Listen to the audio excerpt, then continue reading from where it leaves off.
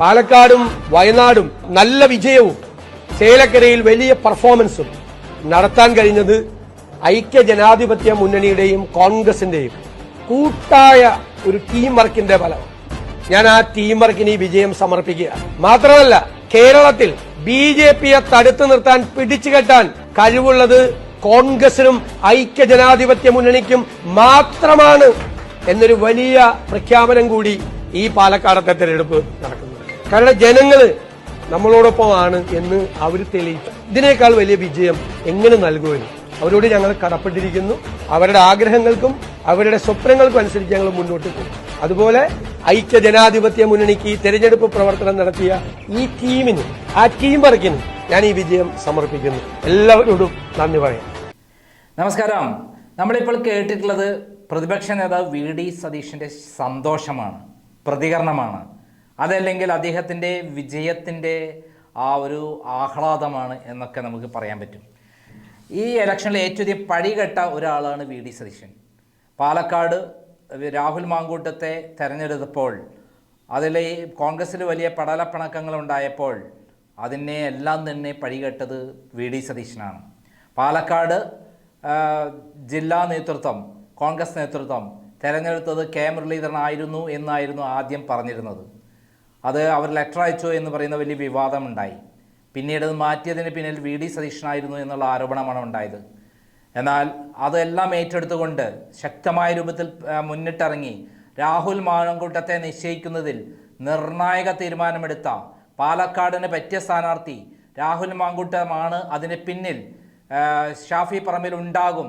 ഷാഫി പറമ്പിലിനെ ഉറച്ച പിന്തുണയുള്ളപ്പോൾ അവിടെ വിജയിക്കാൻ രാഹുൽ മാങ്കൂട്ടമാണ് നല്ലത് എന്നുള്ളത് കൊണ്ട് മാത്രമല്ല, രാഹുൽ മാങ്കൂട്ടം നിയമസഭയിൽ എത്തിക്കഴിഞ്ഞാൽ ഷാഫി പറമ്പിലിന് പകരം പിണറായി വിജയനുമായി ഏറ്റുമുട്ടാൻ പറ്റുന്ന നേതാവാണ്, യുവ നേതാവാണ്, യൂത്ത് കോൺഗ്രസിൻ്റെ സംസ്ഥാന പ്രസിഡന്റ് എന്ന് മനസ്സിലാക്കിക്കൊണ്ട് തന്നെയാണ് VD സതീശൻ ഈ ഷാഫി പറമ്പിലിന് പകരം രാഹുൽ മാങ്കൂട്ടത്തെ അവിടെ നിയമിച്ചത്.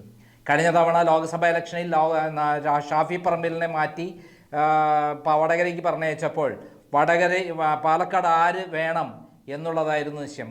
നിയമസഭയിൽ പിണറായി വിജയൻ ഏറ്റവും അധികം പേടിക്കുന്ന ഒരു നേതാവ് ഷാഫി പറമ്പിലാണ്. എന്നാൽ ഷാഫി പറമ്പിലിനെ പോലെ തന്നെ അതിനേക്കാൾ ശക്തമായി പിണറായി വിജയനെ നെഞ്ചിടിച്ച് തകർക്കാൻ കഴിവുള്ള ഒരു ശക്തനായ യുവ നേതാവാണ് രാഹുൽ മാങ്കൂട്ടത്തിനെ ഏതൊക്കെ തരത്തിലാണ് പിണറായി വിജയൻ ഉപദ്രവിച്ചിട്ടുള്ളത്. ഫേക്കായ വ്യാജരേഖ ഉണ്ടാക്കി അതിൻ്റെ പേരിൽ കൃത്രിമമായി വോട്ട് ഉണ്ടാക്കി യൂത്ത് കോൺഗ്രസിനെ നേതാവായി തെരഞ്ഞെടുത്തു എന്ന് പറഞ്ഞ് അദ്ദേഹത്തിൻ്റെ പേരിൽ കേസെടുത്തു. അദ്ദേഹത്തെ പുലർക്കാലത്ത് വന്ന് അറസ്റ്റ് ചെയ്തു. ഒരു ഗവൺമെൻറ് കാണിക്കാൻ പാടില്ലാത്ത പരമതണ്ടിത്തമാണ് പിണറായി വിജയൻ എന്ന് കാണിച്ചത്.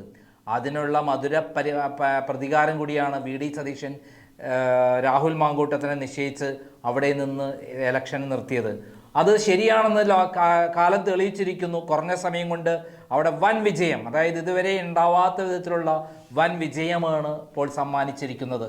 അവിടെ എന്തെല്ലാം നാടകങ്ങളാണ് നമ്മൾ കണ്ടിട്ടുള്ളത്. അതിനു മുമ്പ് നമുക്ക് ഇപ്രാവശ്യം അവിടെ ഉണ്ടായിട്ടുള്ള വോട്ട് വർധനവ് എന്താണ്, എങ്ങനെയാണ് എന്നുകൂടി പരിശോധിക്കാം.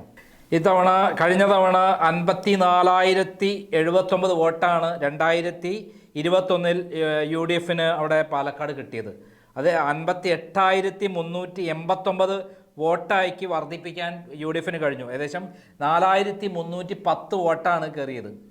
36,443 വോട്ടായിരുന്നു LDFന് കഴിഞ്ഞ പ്രാവശ്യം കിട്ടിയത്. അവിടെ ആകപ്പാടെ ഈ സരിനെ കൊണ്ടുവച്ച് നിർത്തിയിട്ട് ഈ വോട്ട് വർധനയെല്ലാം ഉണ്ടായിട്ടും, അതായത് പരിയാരി, അതേപോലെ കണ്ണാടി, അതേപോലെ മാത്തൂർ പഞ്ചായത്തുകളിലെല്ലാം വോട്ട് വർധന ഉണ്ടായിട്ടും CPMന് ആകെ വർദ്ധിപ്പിക്കാൻ പറ്റിയത് 37,293 വോട്ടാണ്. എന്നാൽ BJPൻ്റെ സ്ഥിതിയാണ് വളരെ ദയനീയം. 50,220 വോട്ടുണ്ടായിരുന്ന BJP 39,549 താഴ്ന്നു. ഏകദേശം 10,671 വോട്ടാണ് അവിടെ കുറഞ്ഞിരിക്കുന്നത്. അതായത് ദയനീയമായ രൂപത്തിൽ അവിടെ തിരിച്ചടി കിട്ടി എന്നുള്ളതാണ് സത്യം. ദയനീയമായ രൂപത്തിൽ വലിയ തിരിച്ചടി തന്നെയാണ് പാലക്കാട് കിട്ടിയിരിക്കുന്നത്. അതിന് കാരണം രാഹുൽ മാങ്കൂട്ടത്തൻ ശരിക്കും പാലക്കാട് മത്സരിക്കാൻ താല്പര്യമുണ്ടായിരുന്നു. അദ്ദേഹത്തിന് അടൂരിൽ നിന്ന് ഒരു ഒരു മണ്ഡലത്തിൽ, തോറ്റ മണ്ഡലത്തിൽ, അതായത് CPM കോൺഗ്രസ് തോൽക്കുന്ന മണ്ഡലത്തിൽ ഏറ്റുമുട്ടി വിജയിക്കാൻ തന്നെ താല്പര്യത്തോടു കൂടിയിട്ടാണ് അദ്ദേഹം അടൂരിൽ മത്സരിക്കാൻ അടുത്ത 2026 മത്സരിക്കാൻ റെഡിയായി നിന്നിരുന്നത്. അദ്ദേഹം എവിടെ നിന്നാലും ജയിക്കും. ആറന്മുളയിൽ വീണ ജോർജിനെതിരെയോ അല്ലെങ്കിൽ അടൂരിൽ ഇപ്പോഴത്തെ CPI സ്ഥാനാർത്ഥിക്കെതിരെയോ മത്സരിച്ച് പോരാടി വിജയിക്കാൻ തയ്യാറായിട്ടാണ് അദ്ദേഹം നിന്നിരുന്നെങ്കിലും അദ്ദേഹത്തിന് കിട്ടിയ അവസരം അദ്ദേഹം അത് ഏറ്റെടുത്ത് പാലക്കാട് വന്ന് വിജയിപ്പിച്ച് കാണിച്ചു കൊടുത്തിരിക്കുകയാണ്. എന്തെല്ലാം പ്രശ്നങ്ങളെയാണ് അദ്ദേഹം വന്നപ്പോൾ ഉണ്ടായത്. അവിടെ കോൺഗ്രസ്സിലെ ചിലർ സരിൻ മാറി മറ്റേ സ്ഥലത്തെത്തി, പാലക്കാടെത്തി, സരിൻ മാറി LDFിലെത്തി. പിന്നെ ഒരു ട്രോളി വിവാദം കൊണ്ടുവന്നു. ട്രോളി വിവാദമാണ് സത്യത്തിൽ കൃത്യമായി രാഹുലിനെ അവിടെ രക്ഷപ്പെടുത്തിയതെന്ന് പറയാൻ പറ്റും.